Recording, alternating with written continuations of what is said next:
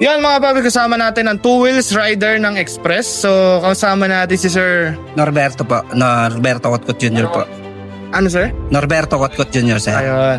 So yun, sir, simple lang tanong ko sa'yo, mabilis lang. Sir, gaano ka nakatagal sa Express? Bali ano na sir, 4 months na po ako bilang express rider po. At okay naman dito sir, ang pamamalakad nila, maganda yung pakikitungo ng bawat isa sa amin. Sir, ano yung dati mong platform bago ka maging isang Express partner? Dati po akong Lalamove rider nung panahon po ng pandemic, tapos natuklasan ko yung ganitong trabaho, okay naman siya, kaya hanggang ngayon nandito pa rin ako, tumatagal pa rin sir.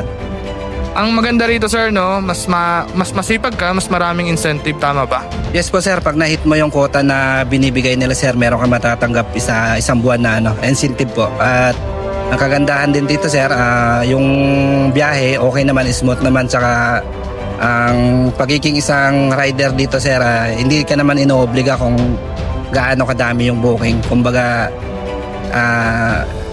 nasa sayo na yon sir. Opo. Yun, so mga paps, narinig niyo ang kwento ng isang Express rider. So paps, imbitahan mo naman yung mga rider natin, lalo ngayon sa mahal ng gasolina. Di ba? So electric ang gamit niya, tama? Yes sir, iniimbitahan ko po kayo dito po sa Express. Maganda po rito kasi naka e-bike po kayo, wala na kayong poproblemahin na gas. Lalo na ngayon, mahal ang gasolina, kaya dito na kayo, mag-apply na kayo bilang isang Express rider.